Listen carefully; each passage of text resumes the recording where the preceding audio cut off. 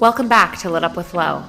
I know there's a lot of noise in the start of every new year around resolutions, intentions, what you should be doing, what you shouldn't be doing. So I just wanted to remind you that my best tip for starting a new year is just getting quiet with yourself and with a notebook. Think about what you want this year to look like from the time you wake up to the time you go to sleep, to what your morning routine looks like, to what your evening routine looks like. Work on establishing systems so that you can accomplish those resolutions and goals. So on January 1st, I spent the day reflecting on 2020 and really detailing every single thing I want to bring into this year, from social media blackout days to the time I'm waking up to what an ideal day looks like. And since one of my goals for this podcast is to set you up for success, I am tracking all of the morning routines for my guests and will post them all on my soon-to-be-launched website. Along with those guides, I've created a morning routine template for you to design your ideal morning. From now on, when you rate and review the podcast, you can send a screenshot to litupwithlo@gmail.com and I will send you a free morning routine template as a thank you. I'm so focused on my morning routine this year because I found that starting my day with a high vibration, creating before I consume, and dictating the terms of my morning leads to the best possible version of my day. And that's all I got. So let's get on to the episode with Emily Dempsey. You may know her as @Detox2Retox on Instagram. Emily and I connected this year when I noticed that she also had left New York and was living this kind of nomad lifestyle, trying to figure out where she wanted to live next. I've been following her entrepreneurial journey as she took Detox2Retox full time. So we get into that. We get into the fine print of how she built her brand after launching during a fun Miami weekend where she was having fun just as much as she was working out and taking care of herself. Hence the name Detox2Retox. I learned so much about how you can negotiate for yourself, to work with brands and monetize your brand. We also talk about Emily's amazing career in fashion and how she balanced her Instagram along with her 9-to-5. We also discuss how she became gluten-free after many years of not knowing what was wrong with her. But my favorite part of the episode was just talking about 2020 and how it has changed both of our lives. She tells us all about nomad life, including all the different places she's lived this year, as well as dating during COVID, including a very juicy Dirty John-esque story. I apologize in advance for the sound. Emily was sitting outside on her avocado farm in Hawaii, so you'll hear a lot of beach breezes and roosters. Now that I've set the scene, welcome Emily.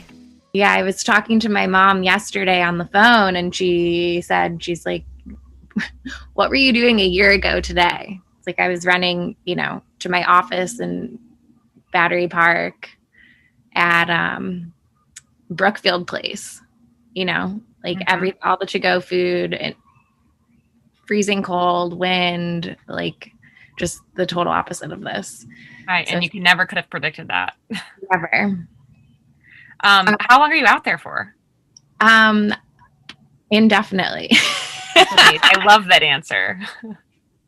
That's like my life right now is just, I never have lived like this before, but it's like I have a one-way ticket out here. I have an idea of when I want to leave. I think I'm going to leave at the end of the month before my birthday, but just kind of taking it day by day and seeing what happens with the virus, with work, with the world. Who knows what the state of the world will look like in a week or two.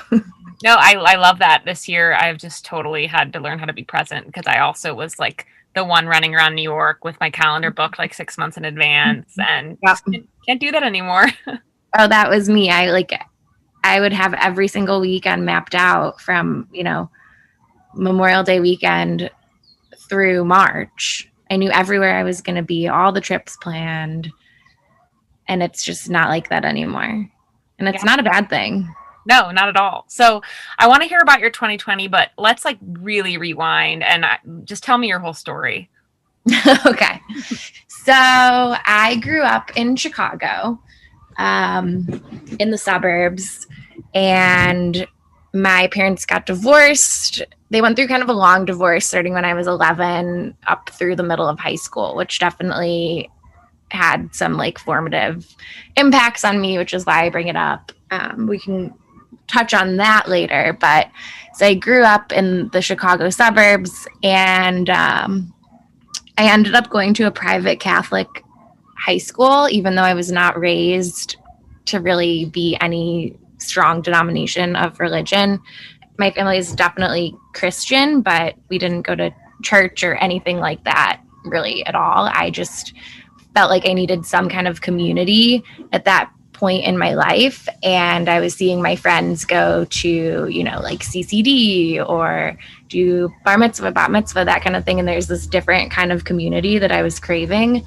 So I ultimately found that through Jesuit Catholic school, which is funny because that's just not something I would have ever predicted for myself. But it was like a sense of community, and just, it forces you to think outside of yourself and think about like a greater purpose and helping others. And that was really important to me. And then I sort of began my health and wellness journey in high school.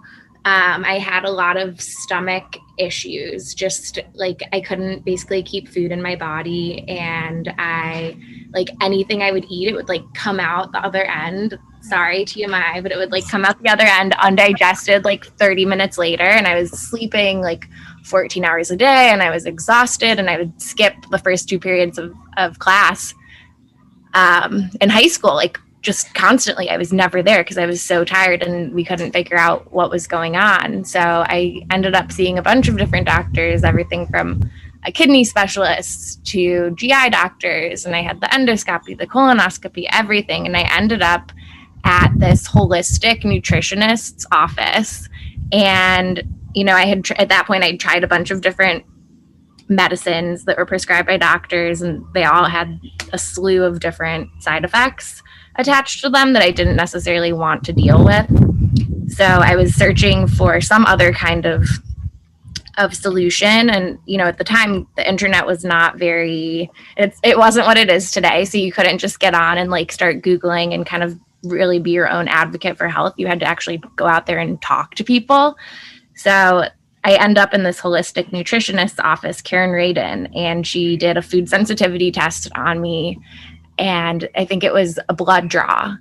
And then I went on an elimination diet. And that's basically where you remove I think it's 6 or 7 main food allergens from your diet completely. And each week you add back in a different one and see how your body kind of reacts to it. So ultimately we learned that I did not get along with gluten. At the time, celiac wasn't even a thing, so they weren't testing for it. So I completely eliminated gluten from my diet, and that made a huge difference. Like my digestion issues completely went away. I wasn't exhausted anymore. My food was actually like getting digested, and I was getting the nutrients from the food. And I think I eliminated like dairy and chicken like for periods of time, but brought them back into my diet eventually. So that was kind of like my first really foray into like a health and wellness lifestyle. And that's like quite a way to go into freshman year of college with all of these, dietary restrictions. The first time you're living on your own. And then dealing with like the school cafeteria for all of your meals. So it was definitely an adventure. And the gluten-free products they had back then were nothing like they are today. There was like rice bread that was like soggy and really dense, and like there's nothing like there is today. So I will say the choices have really evolved, but I still don't eat gluten. I think I'm like 99% sure I have celiac disease, just because of the reaction I have whenever I like accidentally ingest gluten, if it's like soy sauce or something like that. But I guess the only way to test positive for celiac is to like eat the equivalent of a piece of bread every day and then get blood work done. So I'm not desperate for a positive test. I know what works for my body, and that is not eating any gluten. So I just kind of have adapted to that. So that I would say that's really like kind of how my health and wellness journey started, and just my interest in the space is out of necessity and having to advocate for myself and figure out how to survive. That's wild. I didn't even know what gluten was till I think like Goop or something started talking about it, and it became like super trendy to be gluten-free. Yeah. No, it's like, it was just crazy, but like the alternative was to take all of these different drugs that the doctors couldn't tell me whether or not they were going to work. There's a slew of other side effects, like, oh, I was going to be sleeping, and like I had AP exams senior year, and like I'm not going to jeopardize my AP exams because I'm taking some drug the doctor has no idea whether or not it's going to work, and I might like not remember things. That's like a side effect. What? Yeah. So just it's also very interesting to have kind of your trust and reliability on the medical community turned upside down at such a young age, because I think we're taught to, you put so much trust in doctors and science, and they don't have all the answers, and to realize that before you're even an adult is like, it just gives you a very different perspective on a lot of things from a health perspective. Yeah, no, totally. Well, when you were first talking, I was wondering, I was like, did she have PCOS? Because I know that's another one that if you have that, doctors will be like, oh, we there's nothing wrong with you. They labeled me with IBS, and I got put on a PPI to like stop my acid production, and I would have really bad acid reflux, and just they had no idea what was going on. So for me, just changing my diet naturally made all of it better.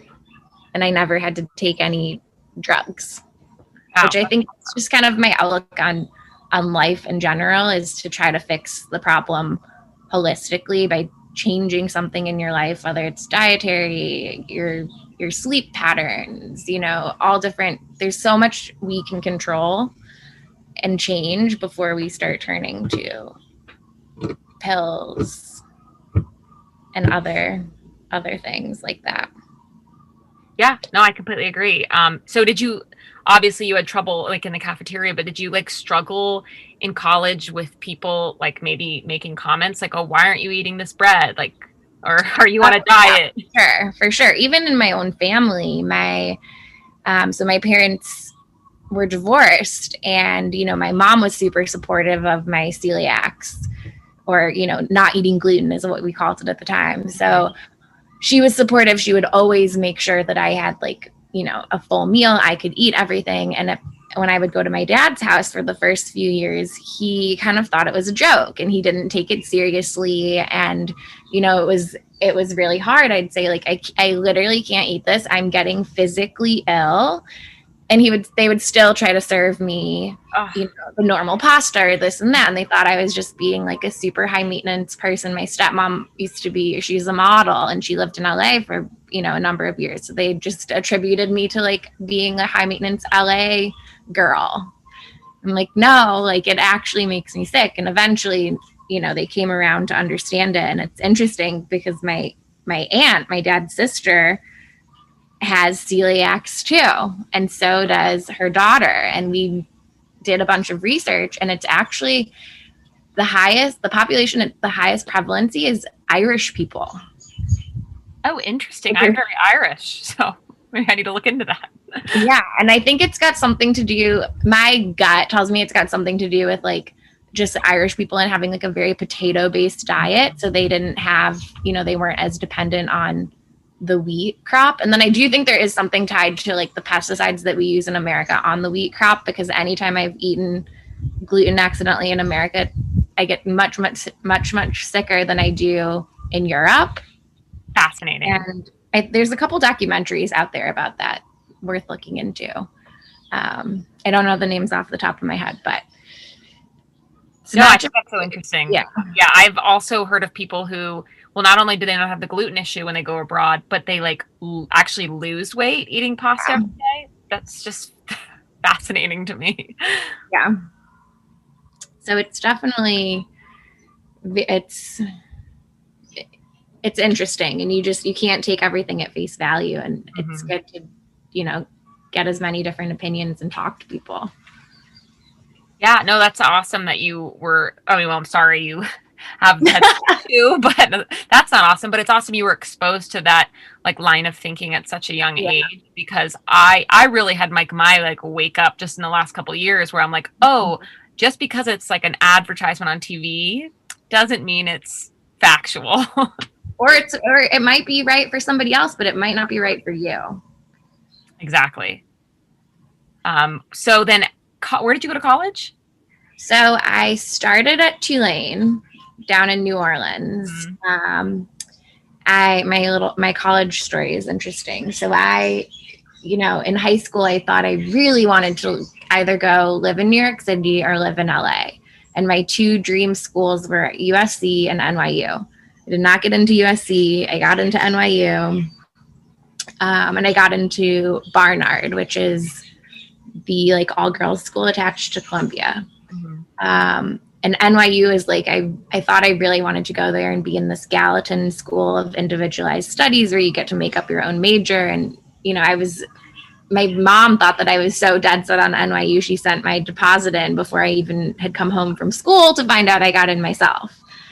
And I ended up kind of freaking out at the last minute. And, I'm like, I'm going to miss out on this traditional college experience. And the sororities and the partying and the football games and all of that, like everything you would see in a movie about American college. And I had gotten into Tulane. It was the first school I got into. I got a huge scholarship there. It was, it was a couple years after Katrina. So they were really just trying to like get people to come down there. I visited, it was warm and sunny and a ton of fun. So I just like decided at the last minute, all right, I'm going to Tulane. So I went, and I definitely struggled my first year with like partying and drinking, and just like the bars in New Orleans would be open 24 hours. You go out every night of the week. It's a party school. It is a hardcore party school. And as a child of divorced parents, and like I put so much pressure on myself to be perfect, I get there and it's just like, it's kind of like a free for all. And I recognized, not quickly, but by the end of my freshman year, that if I stayed at that school for 4 years, I was probably not going to come out of it alive. As much as I loved it, and I went back and visited a couple times every year. My best friends now are all from Tulane. But I knew I couldn't go back there. And so I transferred. I ended up transferring to Fordham, which is a Jesuit Catholic school in New York. And the reason I went there was because I had gone to a Jesuit Catholic high school and they had a very good relationship. And I was able to kind of, call them up at the end of July and start school a couple weeks later. And that was not the case. I tried to go to NYU, but they were just super over enrolled and I was going to have to take a semester off. And at that age, it was so important to me to I was very cognizant of what my peers were doing and I didn't want to fall behind a semester. So I ended up at Fordham, which I wasn't crazy about the school, but I am very grateful for the experience and like the proximity to New York City. The classes were designed so that you would do class Monday, Wednesday, Friday, or Tuesday, Thursday, and the other days of the week were left open to do internships in the city. Oh. So I did a bunch of different internships while I was there, and I was in the city all the time. And then I would spend every single summer, I would sublet in the city and do internships there. So I've basically been in New York since I was 19 and never left until this year. Wow, that's amazing. I went to Fordham Law, so very familiar. Yeah. Okay. So you were in the city though, right? Yes, in the city, but we did have graduation up at the campus. Rose Hill. Yeah. Oh yeah. And it was supposed to be in like the garden. It was going to be gorgeous. It rained. And so we had to graduate in the gym. So that was fun. I mean, it's an interesting area up there. It's kind of like the hood, Bronx, but then you're right next to the Botanic Gardens, New York Botanic Gardens, which is beautiful. So we'd spend a lot of time up there. What were you studying and interning? So I'm like a little bit of an interesting background. So I majored in economics. Nice. And all my internships are in fashion. So everything from like fashion PR to production. I worked for a stylist for almost 2 years. I started off as her intern and then eventually got promoted to be her second assistant. And then I was her first assistant and she wanted me to come work for her full time. and she's actually pretty famous now. She wasn't at the time, but her name's Elizabeth Solser, and she's doing all the Victoria's Secret campaigns for the last couple of years. So it was really cool to work with her and like just be part of such a creative process. But there's a lot of it's working for yourself, and there was definitely some stigma attached to that for me, especially like where I grew up. It was not a thing to like start off and go work for yourself, and I had always wanted to be a buyer at a department store, so that was my other kind of path. I loved the styling and the creative process, but I ended up going on to get a job working in department stores on the corporate side. So, which is like what my parents kind of wanted and were more comfortable with having like a more stable job. So I interned at Barney's in their buying department. And then my first job was at Bergdorf Goodman as an assistant buyer. Super glamorous job. Made no money. Worked like investment banking hours, but it was really cool. Great experience. And then after that, I went over to Saks Fifth Avenue in their off-price department, off-price division. And I was an assistant buyer, planner, and kind of climbed up through the ranks there. Wow. Did you always know you wanted to work in fashion? Ever since my first trip to New York when I was like 12 or 13, we went to visit my cousin. She actually lives on the Big Island now, but she was living in New York City at the time. Funny. And my dad took me, and I think we went to Bergdorf's or Barney's or something. And that's when I figured out it was a job to go shopping, like for all of the stores, not just for yourself. And I'm like, that's what I'm doing with my life.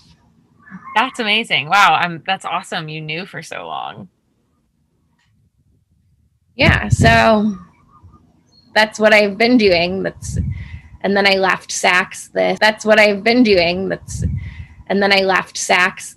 August, and I was going to try to like move away from retail and, focus more on my own personal brand and things there. And I ended up, now I'm also working on like a freelance basis, but I'm working with some of my old Saks colleagues at a retail startup called Retail Czar. So it's basically, the idea is to fill the void left by Barney's, Opening Ceremony, Jeffrey's, as kind of like a New York-based specialty retailer. And we're digital first. We just launched on September 3rd, and we are, building that up now. The whole thing's kind of been super bootstrapped, and my old chief merchant at Saks called me up, and he wanted me initially to be an influencer for his brand. And then, we got to talking, and he said, well, you're so experienced and active, and all of the brands, you have these relationships. What if you're also the active buyer? So active buyer quickly turned into active buyer, beauty buyer, jewelry buyer. And that's now one of my things I do. That's awesome. But it's all totally remote. It's all totally remote. Yeah. For now. They're going out to try to raise some capital this month. So we'll see what happens when they do that. But I like that it has, like, it's really nice to still be part of a team and be connected with a community. But on like more of a part-time basis. And like we have a bunch of Zoom meetings every week, and it's one project of many that I work on. And then I have other things I do for myself. Just like the Instagram influencer stuff, everything from creating sponsored content for brands I partner with. And then I'm really trying to like actually get into my blog right now and just kind of set that up to be like an evergreen destination. So it's, once I get all the SEO and everything right, creating content that just lives and is searchable and people can find it and generate some kind of passive revenue from that, in addition to hopefully launching some products down the road. Oh, yeah. Can you talk about that, or is it top secret? I'll just say it's still very early. I've been working on these ideas since October. But more to come soon.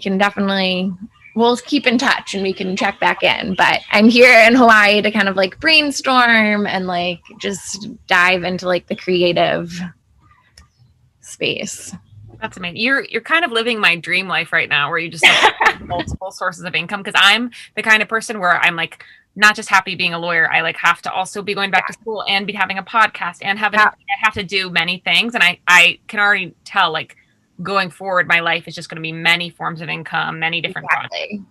And that's something I feel very strongly about. And I started my Detox to Retox. I started as a passion project, as a creative outlet when I was at Saks, because I kind of got pigeonholed into this planning job, which was very analytical. It was all Excel. I wasn't talking to people, and I needed the creative outlet. I needed, not so much the writing, but like I got really into like styling and doing these photo shoots and running around New York City and like trying to like create different types of content I thought people wanted to read or wanted to find on Instagram, on the internet. And like that whole process was super important to me.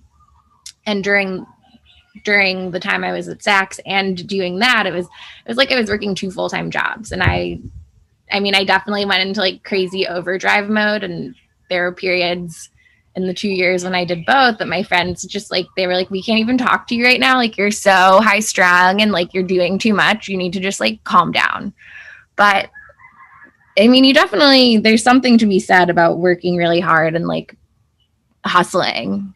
But what I learned in the process was how important, once I went off on my own, it would be to have multiple streams of revenue and not just ever be dependent on one source. And I never wanted to be just an Instagram influencer and rely solely on one platform, because I think it's very scary. And it's also, there's not a lot of security there. Like, what if Instagram went away? Just like how TikTok almost went away earlier this past year. So you don't want to be so dependent upon one thing. No, I think that's really smart. When did you launch your account? December 2017. And like, what was the like origin story? How did that come about? There's a story, a good story. So I actually had launched Detox to Retox with another girl, with a friend that I had made. I forget if it was that summer or the summer before, out in the Hamptons. And, we both loved fitness. We both loved partying and going out and just doing it all.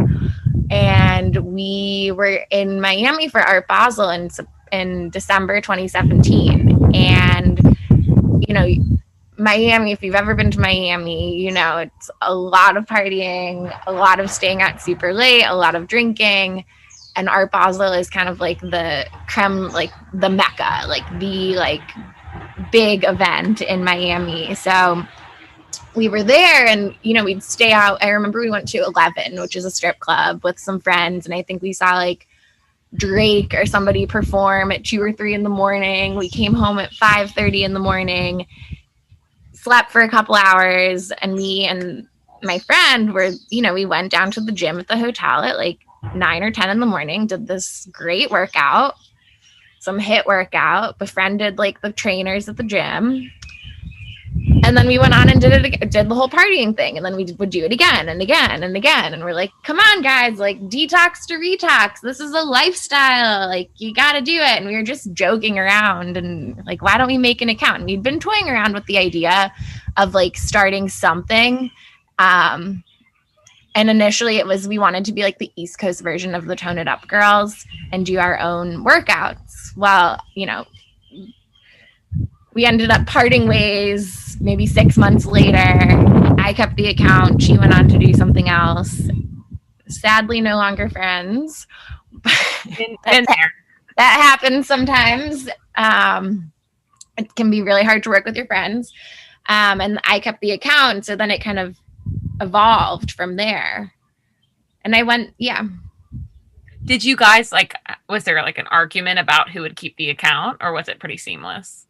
It was pretty seamless. I think, what happened is we went back to Miami. We were in Miami, it was like the 5th, probably through the 7th, around that timing, when we were down there for Art Basel. And then we went back for New Year's, and she met a guy over New Year's who was pretty controlling, and he wanted, you know, her to be a certain way. And we were super close and we spent a lot of time together, and he didn't like that. So he kind of separated us and would put ideas in her head, and my friends would put ideas in my head. So it was like a lot of miscommunication, and like other people had ideas of what they wanted us to be. And then by the end, you know, by March, April, whenever we sat down and had a conversation, she's like, just take it. I don't even care if it's this important to you. Like, I want you to do it. I'll start my own thing. I have a friend, pretty big Instagram account, who just went through the same thing recently, where it was 2 girls running it. There was like, she even made a contract about like signing it over to her because she was the only one doing all the work, and this other girl was getting all the perks. So sometimes you have to have that tough conversation. Yeah. And it is a lot of work, especially when you're just starting out and posting every day and creating content and the captions, and like it's a lot of work. It is a full-time job. And then eventually you get it up and running, and it's a little more, you don't have to put in as much work off the bat, but to get it going, it's a lot. Oh, I'm sure. I mean, how did you grow your following? So we started off, we had like a calendar in Google, like Google Excel, and we had different days of the week were different like post topics, and we would alternate days, I think is what we did. And we were just very, very consistent posting. And then both of us we were really outgoing people and just very social. So we had pretty big networks of friends in, you know, just like kind of like the party scene in New York, but then also the health and wellness space. So we'd go out and talk to people, and like it was a lot of that. And then, you know, just sliding into people's DMs a lot, I mean, that's how we met each other. Exactly. But like a lot of sliding into DMs or asking other kind of micro influencers, do you want to go to a workout class together? And then cross promoting on each other's accounts, and, you know, same thing with the fitness instructors, and just doing a lot of that. And then eventually you start getting invited to events, and then you make friends with other people. And it's very much like what you put out is what you get in return. And just being social. So it's very helpful if that comes naturally. Oh, totally. Well, you know, it's funny. The first time I like knew who you were was at the Sweat Method with Jess Panesso. It was like in that little space in like Union Square that they sometimes have pop-up workshops. And you were there. You took the class. Was I with Kaylin? Honestly, I don't know. I didn't know who you were, but I love like how confident you were, and you just came in and you were like filming yourself, and because I like, oh my god, I don't even remember that. I don't even remember. I'm trying to think what the Sweat. I've been to so many classes, and like, it's also been a year. I mean, I'm sure I'd go back and find it, but yeah, it was like a yoga / cardio / Reiki meditation. Was it an energy? Yes, that's what it's called. And they had like crystals. Yes. Okay. Yeah, I remember that. Yes. So I saw you because like I would go to these classes and I would like kind of take photos like quickly, and then like I didn't want anyone to see. But I love that you were just what camera was up, filming yourself. You were just taking photos. Like, this girl is so confident. And then I like was looking at the repost, and I was like, oh, that's the girl. Oh, that's so funny. I mean, I was at the beginning, I was definitely shy, and I would say it's also different when you were paying for the class yourself versus being there like as like an invited guest, or the expectation is that you're gonna share on Instagram. I've totally been chased out of class before for recording or like putting up a camera, and other times, oh yeah. Like Equinox, I used to be an Equinox member, and that was one of the things I started off doing was like reviewing the group classes at Equinox, just because I was already going and it was like content. You're not allowed to record in the Equinox classes. And then, or Tracy Anderson, you're not allowed to record in there either.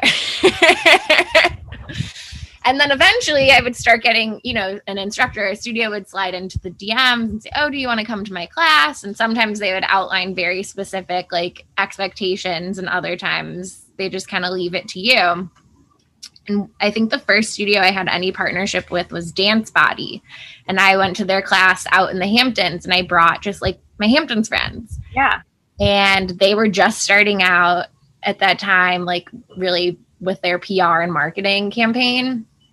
So we took a bunch of selfies. I had one of my guy friends record us dancing at one of the hotels in Montauk and posted the videos. And the next thing I knew, they sent me an email and they said, do you want to participate in our September challenge? It's 30 classes in 30 days, or, as many as you can get to, and we'll comp the whole month for you. Oh, that's awesome. Like, oh my God, this is awesome. Like, someone else is like giving me free workouts. So they wanted me to do like 3 Instagram stories every time I came to class, 1 post a week. They gave me a bunch of hashtags and like some loose guidelines about what to post about. So I ended up being in this program with another girl named Alyssa. And Alyssa had like 25,000 followers, I think, at the time. And I had like 3,000 or 4,000. Like, I was very much like micro influencer. And so we ended up becoming friends because we were the 2 influencers doing the program together. And she helped me a lot, just kind of everything I needed to know about like the influencer space, how to negotiate brand deals, how to talk through contracts and payment, and like what was my worth, because I just had no idea what I was doing. Mm-hmm. And she actually worked in the space, and she had worked with Sweats in the City for a couple months, helping them level up their prices they were charging and the way they were doing negotiations and outreach and everything. So she actually had a lot of really helpful information and was able to, everything from like my media kit to just, so that was super, super helpful. So I met her through my first ever partnership, which was Dance Body. And then from there, it's like, once you get like one of them, other brands start seeing you and reaching out, and it kind of snowballs from there. Wow. And at what point were you like, okay, this is actually something? Well, I mean, I definitely like always wanted it to be a thing, very much so. I will not make that a secret. Like I wanted to like monetize my Instagram and like have that be one of my revenue streams, like from the day that I started it. I just knew. So I definitely like worked hard towards that goal. And I think so I had the Dance Body partnership, and around the same time I started getting invited to a lot of events. I got put on PR lists, and I got invited to a breakfast with a vitamin company. And it wasn't even the vitamin company. It was like the manufacturer of one of the ingredients that goes in vitamins. And it was for glutathione, which is like the ultimate antioxidant. And it was like this big giant, I think it's a Chinese or Japanese company, but like billion dollar company.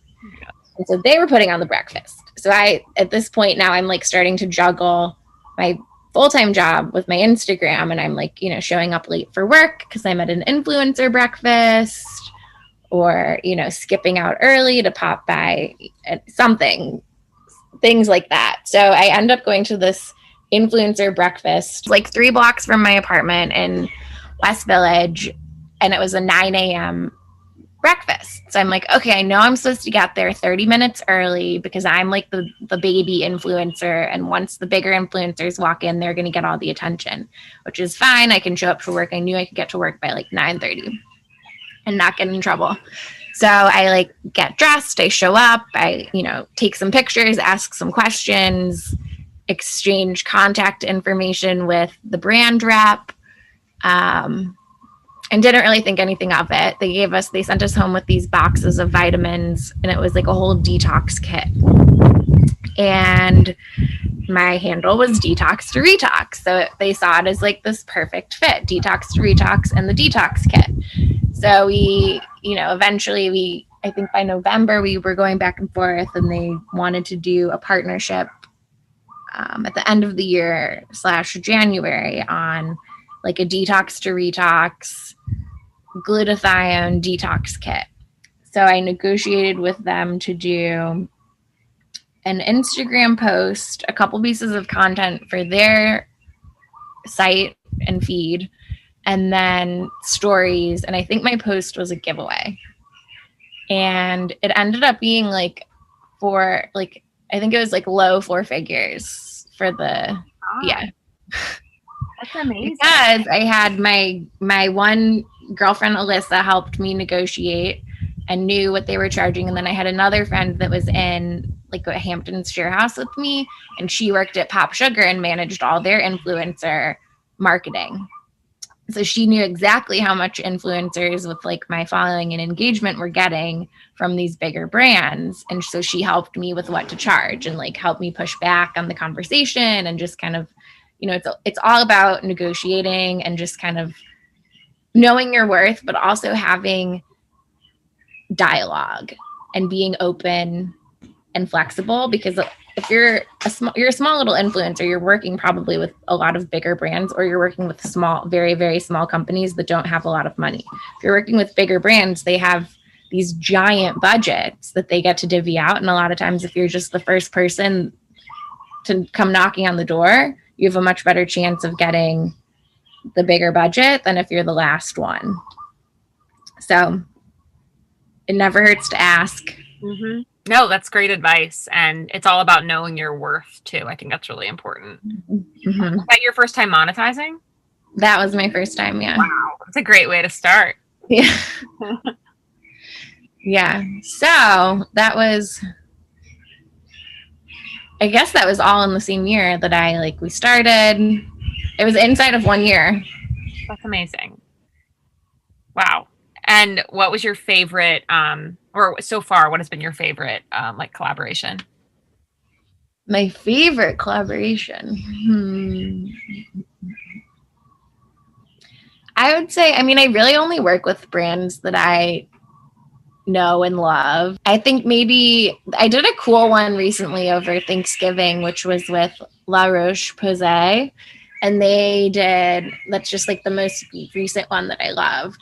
They had a whole like derm school, live school like session that we tuned into.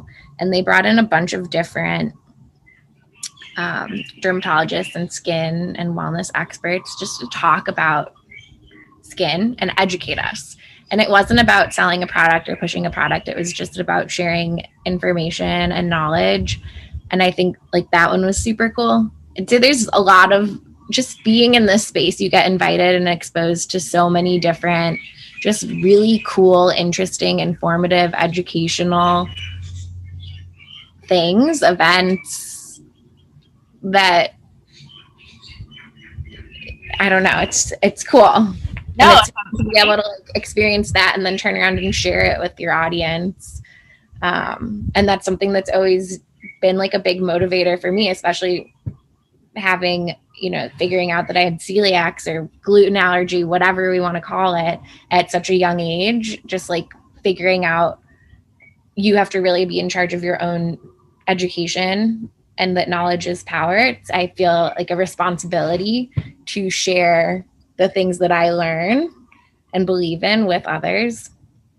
So yeah, I don't know if that's cheesy. It probably sounds super cheesy, but yes, that educational experience was like, I liked that one a lot. That's awesome. No, it's like, yeah. And then just showing people they're not alone too. Yeah. One of the most valuable things you can provide. That's amazing.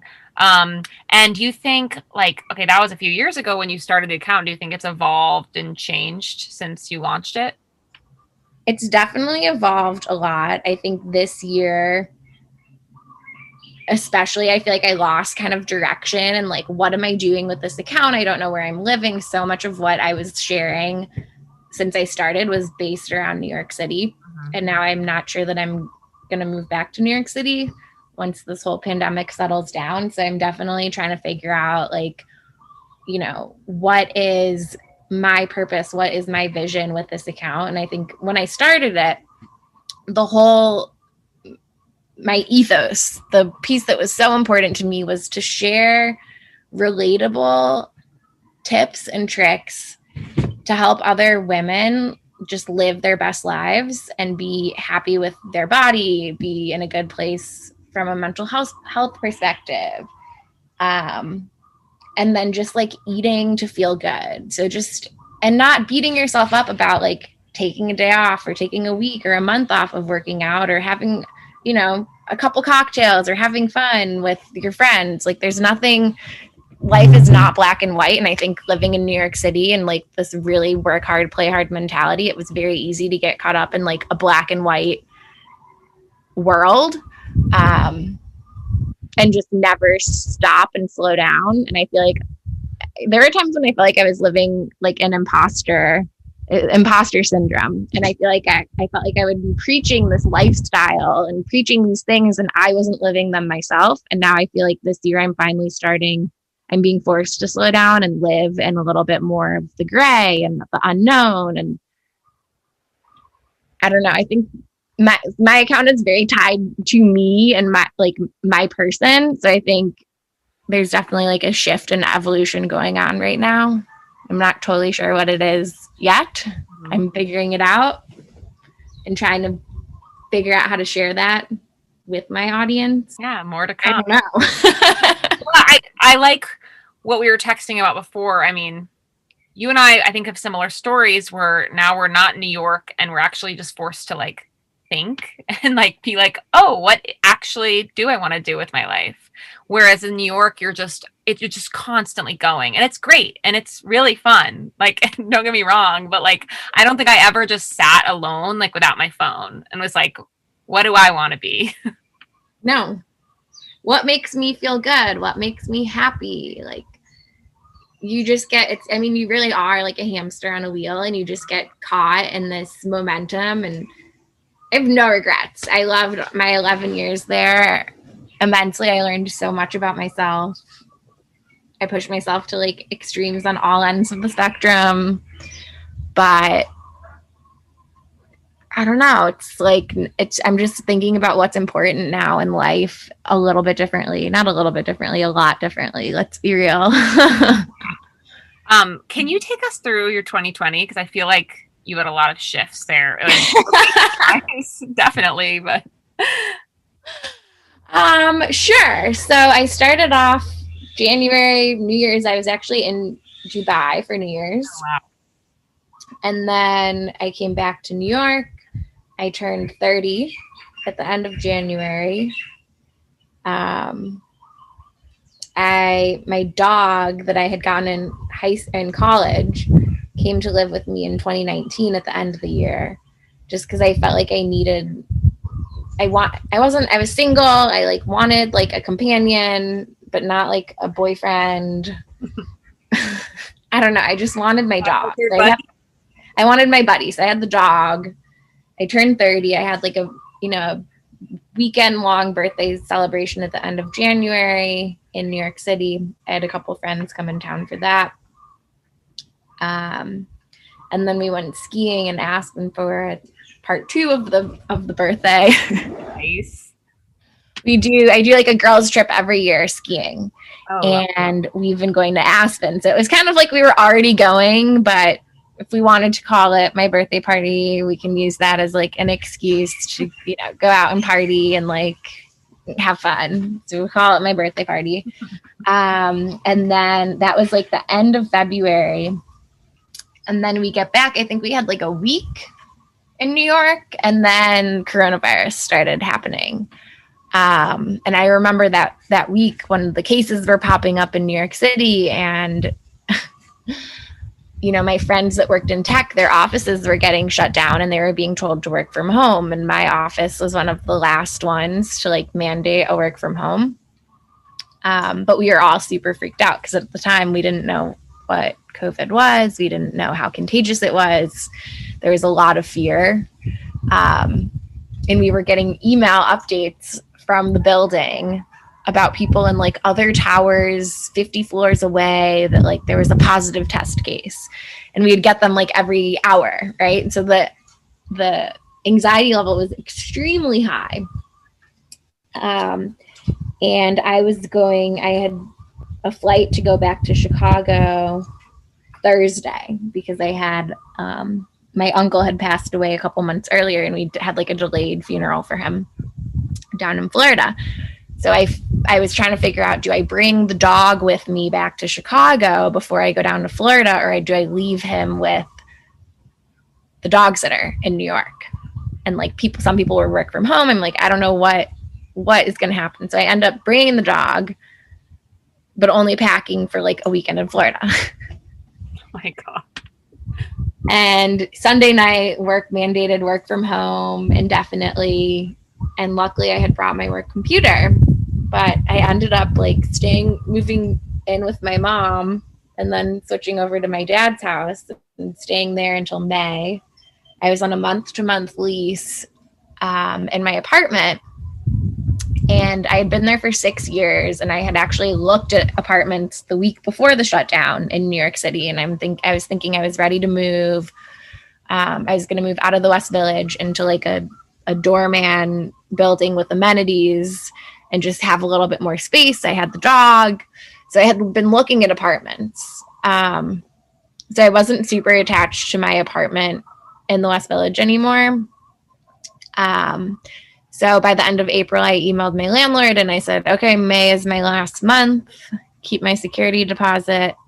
I flew back for a couple days to pack up the stuff that I thought I would need for summer. And at the time, nobody was moving out of New York City. It was like the world was at a standstill. So I got a pretty good deal on moving, and I got the movers to pack up all my stuff for me. So I just like grabbed the things I thought I needed for summer. I had the movers come. They packed everything else up. I wasn't even there. We did it over FaceTime and put it in storage. Moved out of my apartment. So it was like up in the Bronx, I think my things were. And at that point, I'm like, what am I going to do? Should I move to Miami? Should I move to LA? Like, where next? This is but also I had my job and I couldn't quit my job. I had to like keep kind of going through that and see what happened. So I just ended up, then I'm like, maybe I'm going to move to Chicago. I'm just no idea. But you were done with New York, you thought? No idea I was done with New York. I didn't like say goodbye to it. I didn't see my friends. I hadn't seen any of my friends for my New York life. I didn't see them up until November of this past year, which was very interesting because it's like, I felt very disconnected from my old life, my pre-pandemic life, for most of this past year, which was good and bad. Anyway, so eventually I decided I'm paying for this storage. I don't think I'm going back to New York. It's going to start getting cold in Chicago. I need my fall clothes. So I had the moving company send all of my stuff to my mom's house in Chicago. So at this point, all the furniture I had was from college, and I'm like not attached to it anymore. Same kind of thing. I'm like, I don't need the furniture. I just need my clothes. I like want my things in one space. Like I can't keep living like I have no home. Mm-hmm. So the things come. I end up leaving Saks at the end of July. And at that point, I was like, I just kind of want to take like a little time to just like chill. And I don't know where I'm going, what I'm doing. Why did you decide to leave Saks? I got laid off. Sorry. But it was like I knew it was coming, but I hadn't been really very happy there for probably the last year and a half. It was like pulling teeth for me, going to work and sitting at a desk all day. And I wasn't happy, but I didn't want to quit because I didn't know exactly what I was going to do next. And I liked the stability of the recurring paycheck. and having like health insurance paid for. And even if it wasn't as much money as I wanted to be making, it was like, it was easier to keep doing what I was doing and then to just rip the Band-Aid off. Totally. So like, it was like a long time coming, and I wasn't actually sad at all. I was really happy when it happened. I was like on the Zoom with my boss and HR, and I'm like trying not to smile or be like, yes, finally I'm free. This is the best thing that ever happened. But you know, I was happy. Now they'll listen to this, so yeah, they probably will never hear this, so it doesn't matter. But or if they do.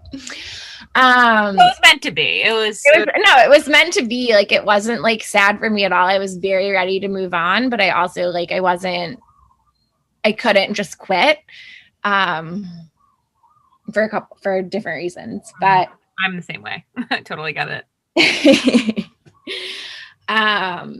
So yeah, so that happened at the end of July. Then August, I was like, I'm just gonna, chill out.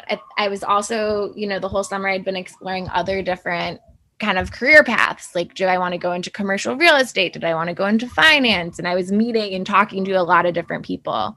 Did I want to go into residential real estate? Also thinking about like starting different products or things on my own, and just kind of like taking the time to like really feel like the world is my oyster, and like what makes me happy, what makes me interested, and what makes me tick, which I haven't felt that way honestly since I was like a senior in high school, or like a freshman, sophomore in college. I haven't felt so like free and with so many different options in the world of like what can I do and what makes me happy. So that's kind of been the second half of my journey of 2020, is just very much like following what feels good, what is pulling me in, the right direction. I did go through a period in 2020, I'd say in the summer, where I was just like drinking a lot and kind of, we'd been trapped in our houses for so long in the spring that by the time summer came around, it was like, we wanted to go on boats and like drink at the pool and hang out. And like, I wasn't really eating healthy or working out as much as I liked to, but it was fine. Like I needed to go through that period. Mm-hmm. And then after Labor Day weekend, I really started, I'm like, okay, I don't feel good. I need to like figure out what makes me feel good and get kind of back on track. So I stopped drinking basically for the whole month of September, which that's not something I like struggle with, but for me, it's like a distraction, and I don't feel good when I drink a lot. I get really bad acid reflux. My body just actually kind of rejects alcohol. So I needed a break from it just to kind of feel right and feel rested and feel like myself. And then I got back into doing workouts, and I had picked up tennis in the summer and golf and things I hadn't played since I was a kid, which was fun. It was a great way to bond with my parents and just like do different activities outside. So I started playing some more tennis in September and just doing more workouts. And then October, I went out to Vail. I went out to Colorado for a couple weeks with this guy that I had started dating at the end of summer. And his family has a place out there. And we just went on these really long hikes every day, and we'd go to Pilates. We'd like go to Reformer Pilates and then go on like a 4-hour hike, and then, make food at home. And we didn't do a lot of drinking, but it was all about nature and like being in the mountains and seeing the leaves change. The timing worked out perfectly. I was there and all the aspen trees were bright yellow, and it was just, it was amazing. And then since then, I've kind of been on this like journey. I don't know where I'm going. I feel like I'm playing the game of life, and every day I like roll the dice and what's next. I knew November I wanted to go. One of my girlfriends was turning 30, and she wanted to go to Cabo for her birthday, and she's from Southern California. All her other friends are from Southern California, so it was a very easy trip. So I anytime I've traveled during the pandemic, I try to like go for a long period of time to make it worth it and not move around a lot. So I went to Cabo. I ended up staying for like 5 or 6 days by myself after the weekend with them, which was like, that was amazing.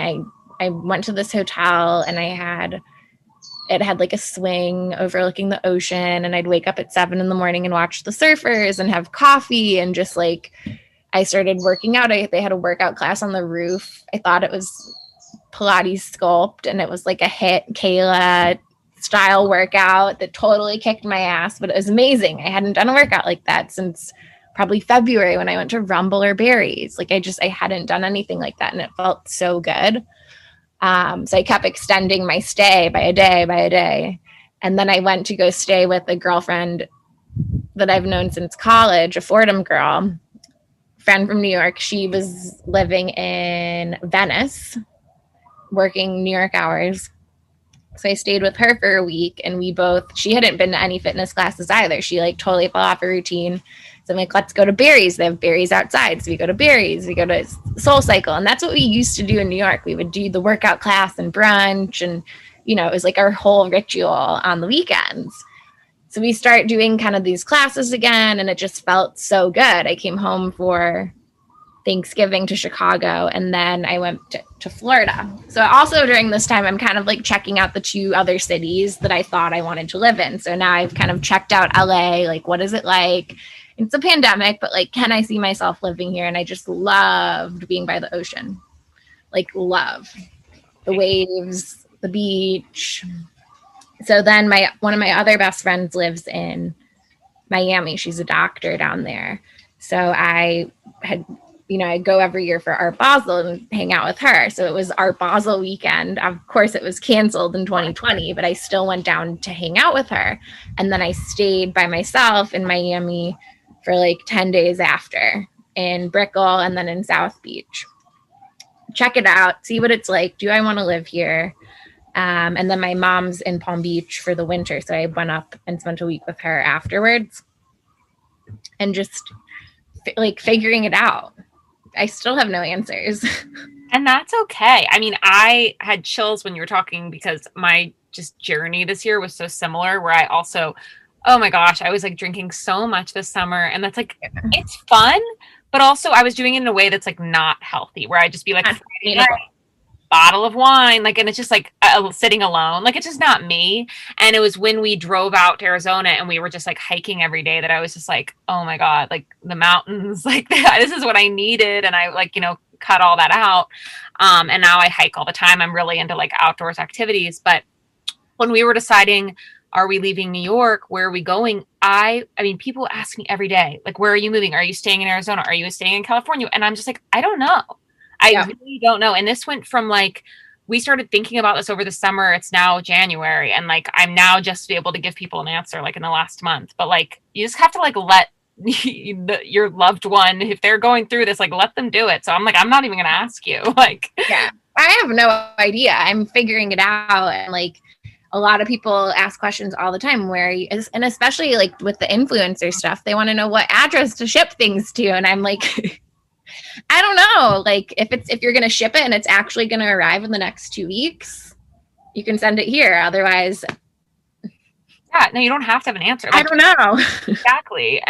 But it's good you're like figuring out things you like the ocean, more nature. Mountains. I love skiing. I definitely want to spend some time in the mountains again, like February, March. I have these ski passes that I have to use. In Colorado? And, like, the mountains are calling. In Colorado, yeah. Awesome. It's like the mountains and the beach are like really speaking to me these past 10 months. Sedona, Santa Fe. It's beautiful. I haven't been since I was probably in middle school, but it's beautiful out there. Yeah. No, Sedona's really special. Like that, the hiking is so magical, and there's like these vortexes in the city. So if you really just want to feel like grounded, like I highly recommend it. Yeah. I mean, when I went out to visit Colorado, we were like, do we drive? I think we were talking about going to the Grand Canyon or going to like, I forget which parks, but some other parks, and driving and like doing these road trips and just seeing our country. I've spent so much time the past decade trying to get more passport stamps, and like this country's amazing. I had the same like wake up call. Are you still seeing the guy? We're having like a break right now. I didn't see him in December. I won't see him this month, but we'll see what happens.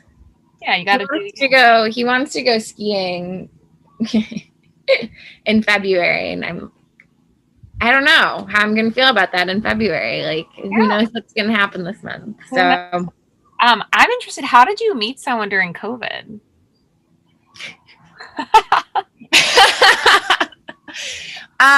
So I've had 3 like COVID boyfriends. I love it. So the first one was a guy that I was dating in New York. More like a good friend, but like a kind of like a friends with benefits type thing.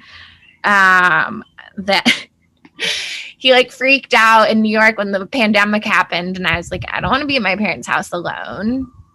Come stay with us. I wanted like a friend. Mm-hmm. So he came for like 6 weeks. Why not? Live-in boyfriend. Meet the parents. Let's do it. That's awesome. And then eventually, like, it got to be like Easter, after Easter.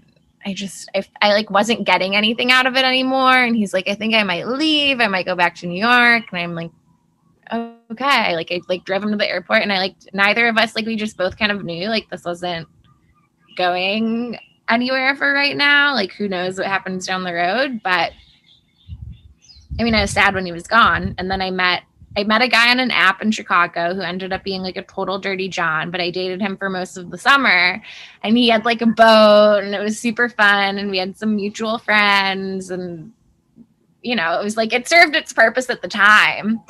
But yeah, he ended up like literally being like a dirty John, and like with his whole like career and things that he would say, and like he met my whole family, and my dad and my uncle are like, we don't like him, like he doesn't make eye contact, and I'm like, yeah, like his story doesn't add up. And then sure enough, so then after him I got introduced. I have to know though, what did he say he did? Oh my god, he said he flies planes, he does real estate, and he does finance. So he did have his pilot's license. He was like a United pilot, but then he also was an oil and gas trader and like started his own hedge fund, but then got his licenses revoked for like evading taxes, which was all public information on the internet. Like, I verified the pilot license and I verified the hedge fund thing, whatever. But then it wasn't a thing anymore. And then he did like Section 8 housing, like in Chicago, which like also didn't add up. Anyway, then we like friends of friends, because Chicago is very small. I grew up there. So like friend to friend, like he got outed very quickly on that kind of stuff. And then like one of my friends saw him like with other girls. Like his brother like had posted a story. So he came over and hung out with my whole family on like a Friday night, met my brothers, my dad, everyone. And the next day he was like going on the boat for his brother's 30th birthday. And originally he had invited me to like plan the whole thing with him. And then like he kind of went MIA on that, but we still were hanging out. And his brother posts on his birthday, the guy with his arm around another girl, not even 24 hours before, he's like, hang out with my family. Wow. Like taking like pics. So I screenshot it. I sent it to him and I said, who's this chick? I got blocked on everything. Of course. That is, what is going on in Chicago? Did you hear about that guy over the summer that like? Yeah, no. So that my dirty John happened at like the exact same time as him. And I like was kind of like, I talked about it like a tiny bit on my social media, which I think that's why I got blocked by him on everything. Because he was worried I was going to out him like that dirty John. That's so freaking funny. I actually randomly thought about that guy the other day and I was like, what happened? And I was Googling it and there's nothing. There's nothing. Yeah, the girl that it happened to, she used to be like really good friends with one of my childhood best friends. So it's like in Chicago, it's very small. Everyone's like 1 or 2 degrees removed. But yeah. Wow. Dirty John. And then the Vale guy, one of my girlfriends from New York saw that I was in Chicago and she connected me with him on Facebook. And she said, oh, we have a bunch of mutual friends. he's in Chicago, he's in Colorado a lot. You both like outdoor things. I thought we were like we got lunch on a Monday at like 1 p.m. I thought we were like just friends. I did not think of it as a dating thing, like at all. And he was like a little, like I never would have matched with him on a dating app. He was outside my age range. He was 46, shorter, bald. He's like, if you've seen Sex and the City, he's like Harry. Oh, but I love Harry though. I love Harry too, but I like never would have matched with him on a dating app. Mm-hmm. But we went out to lunch because mutual friend, he was going to tell me all the stuff about Chicago. Next thing you know, we're going to a Pilates class, summer in Chicago. He's like, oh, come back to my apartment. It's around the corner. We can have oysters and rosé on the roof. I can shuck them for you. They're fresh from, Washington, arrived yesterday. I'm like, okay. Like, still wasn't thinking about it like that. And I don't know, several months later. That sounds really fun. No, it was super. It was great. No, he's like a great guy.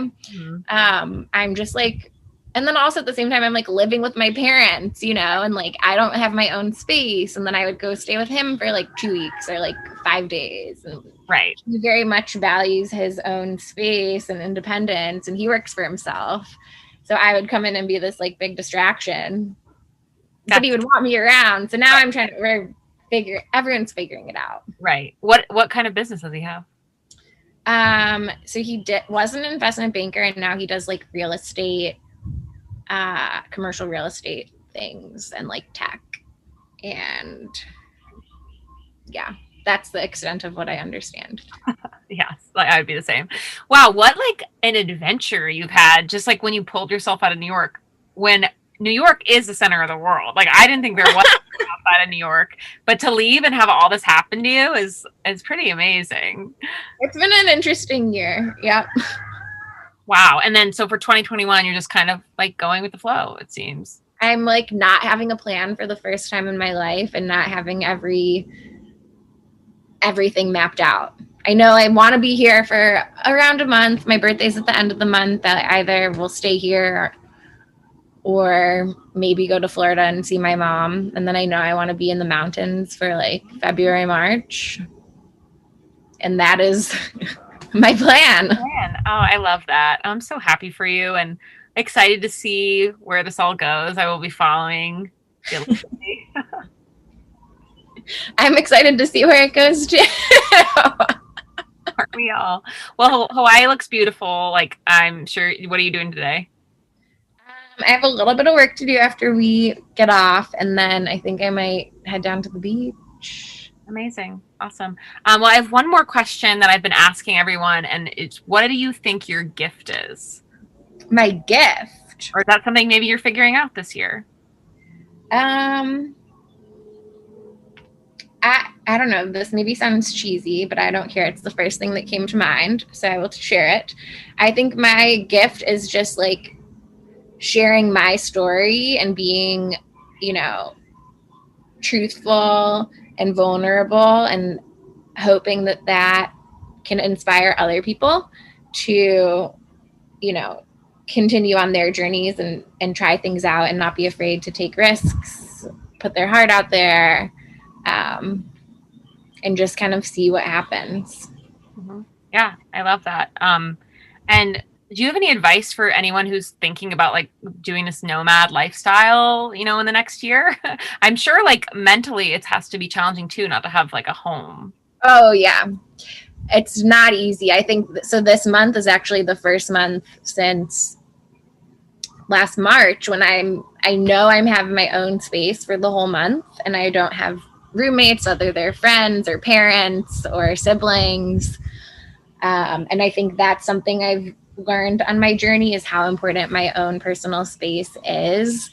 And not having like the crazy routine I used to have in New York, but just having, like moving all the time. It's very hard to like get your workstation set up, get into your groove, figure out how to work the coffee pot, like just that kind of stuff, the little things. I mean, I got here on Monday. I spent the whole Monday, Tuesday, groceries, bathroom stuff, like getting set up. So definitely factor that into your timeline. The adjustment period, there's a couple days that it takes to adjust to a new city, a new lifestyle, being on a farm in Hawaii. And also just be forgiving to yourself. Yeah. That's awesome. All right. Well, thank you so much for coming on. Thank you for having me. It was great talking to you. Thank you so much for listening to Lit Up with Lo. Make sure to follow at Detox to Retox on Instagram to see where Emily ends up next. Your support of the podcast means so much to me, so please rate, review, and subscribe. Have an awesome weekend, and I will see you next Friday.